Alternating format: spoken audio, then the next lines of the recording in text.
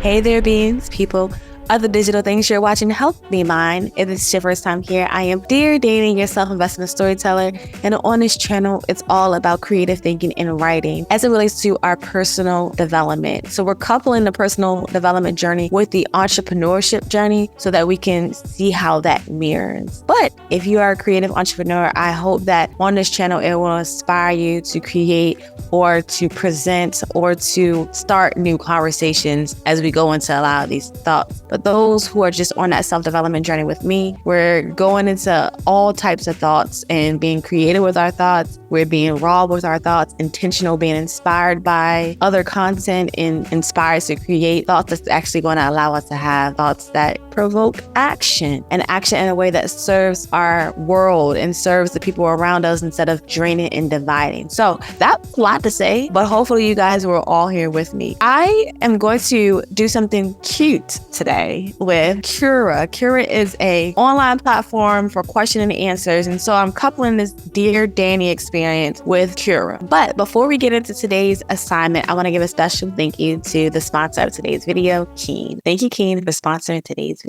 Keen is an incredible resource that perfectly complements your self-awareness journey, a platform designed to elevate your quest for self-discovery, just like an introspective act of journaling. Through Keen, you can connect with experienced spiritual advisors, uncovering topics on love, relationships, personal growth, self-discovery, and wellness. Consider Keen.com as a conversation, the catalyst for self-awareness and experiments. Imagine approaching Keen.com with your journaling ideas, embracing the power of diverse thought, and connecting with experienced mentors who will help you uncover the hidden gems within. It's where your attentions meet a diverse world of perspective, exploring the profound questions that lead you toward a deeper understanding of yourself. You can kickstart that journey in your first 10 minutes would be just $1.99 using my link, www.king.com/helpbemind. Click, connect, and come prepared with your thoughtful questions.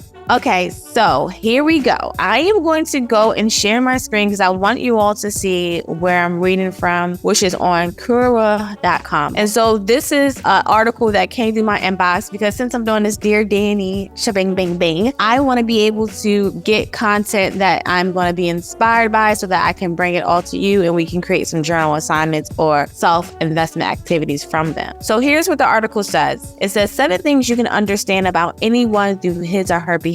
So what we're going to do is we're going to go through these 7 behaviors or 7 sentences that this person has written for human mind readers. Her name is Ella. And as we go through all of these questions or statements, I want you as the viewer, as the creative thinker, as the writer to answer whether or not you agree, you disagree, or you will remix it. So if you've seen any of my content before, our thought means we're sharing it, okay? We believe in this thought. Their thought means it belongs to the author. It's not our thought. We don't share it. It's not my thought. And remix means there's something that I would take from it, but there's some things that I would edit or modify, or I have questions about that thought. So I'm going to go through here as a Dear Danny segment to answer what I think, whether I believe it's their thought or our thought, and I'll elaborate a little bit more on my answers. So the first one says, if a person laughs too much, even at stupid things, he is lonely deep inside. That's the first one. So let me know in a comment. You can do 1 through 7. Maybe you can just do it in your journal, or let me know one of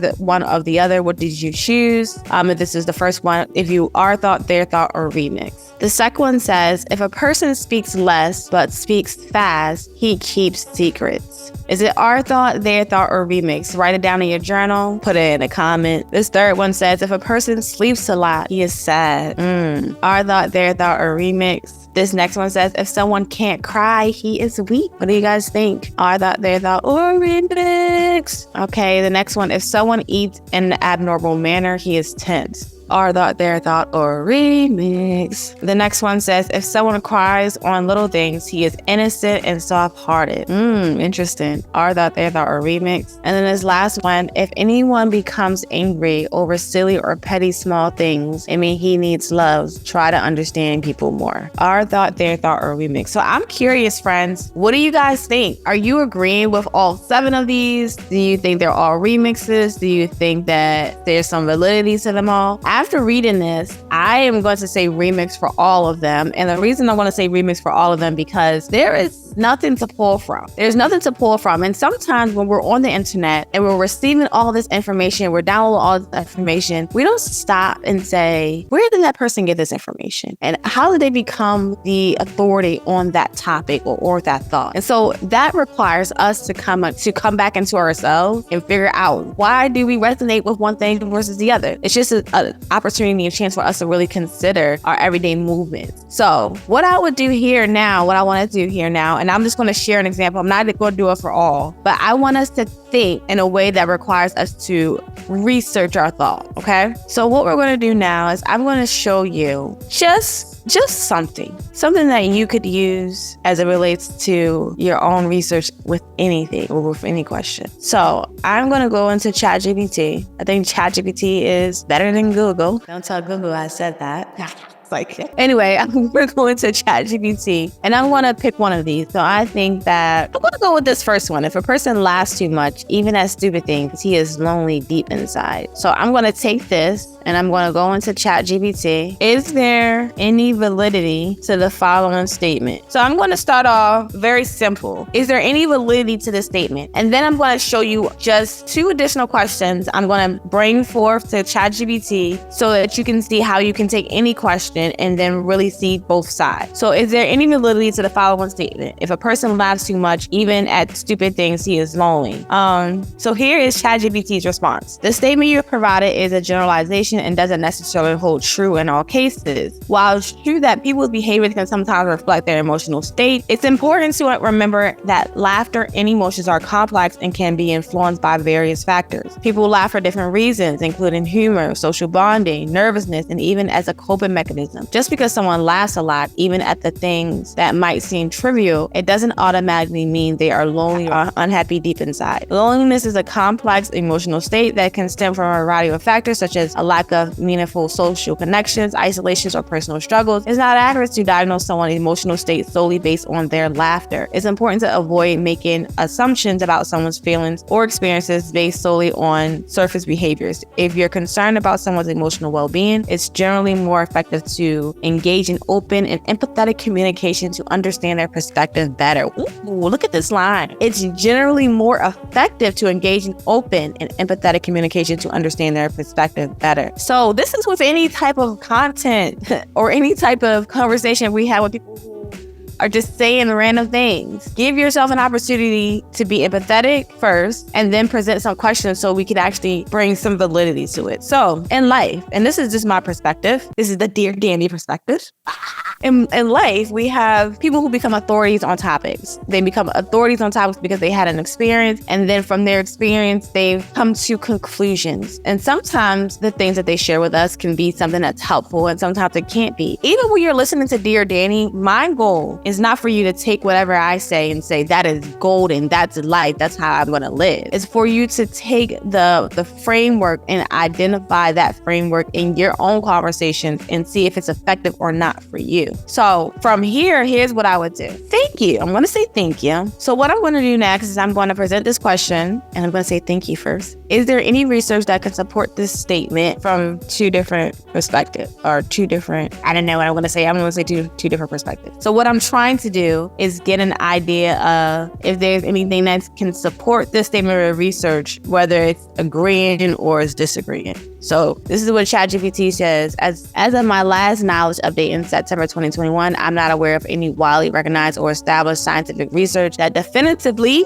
supports the statement if a person laughs too much, even at stupid things, he is lonely and deep inside. It's important to note that emotions and behaviors are complex and can be influenced by a wide range of factors, but they already told us earlier, okay? So then ChatGPT goes in to say there's research related to laughter, emotion, and loneliness. So laughter and social bonding, laughter and coping mechanism, loneliness and emotional expressions, and individual differences. So here's what I like about this is now we're getting into the perspective from research. ChatGPT doesn't have the research, but then we're given a direction. Maybe you do go to Google, or maybe you do go to a credible site in order to get research. But here's the other thing about research is everyone researches based off of what they want to answer. So they want to answer this question. The credible research is answering that question with proper methodology. They're answering that question with all different perspectives. They're not screwing the data, but there's always research showing one side and it's always research showing the other side. And so as we have these conversations and then we talk to people, we're always going to be in this area where there's a left and a right. There's the bad guy and the good guy. We want to identify not whether it's left or right or there's seemingly bad or seemingly good, but where the truth lies and where there's a return on the investment of that thought. So for instance, if someone says, "You are ugly." I don't know why I just yelled that. It just felt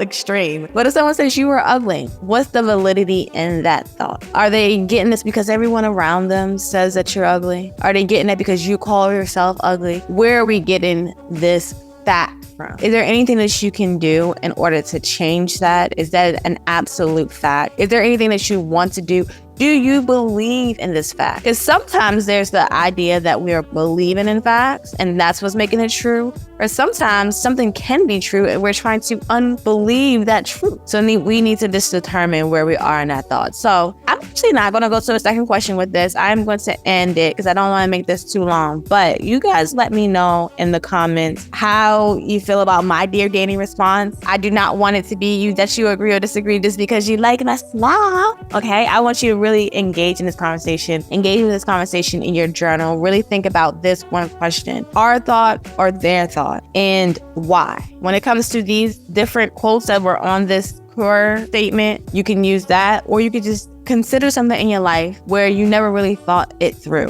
why you even support that thought or why you're angry about that thought. Just go through that thought and really just analyze it a little bit and see where it takes you. We're not going to go down a rabbit hole, even though it's kind of fun to explore thought and get creative with thought. The goal is not for us to get so deep and so sad in thought that we go into a spiral. The thought process is for us to really find something that brings us closer to living our best experience here on earth through the way that we think. Until next time, hold on to you as much as you can. Hold on to your health, your being, and your mind. Be mindful. Bye.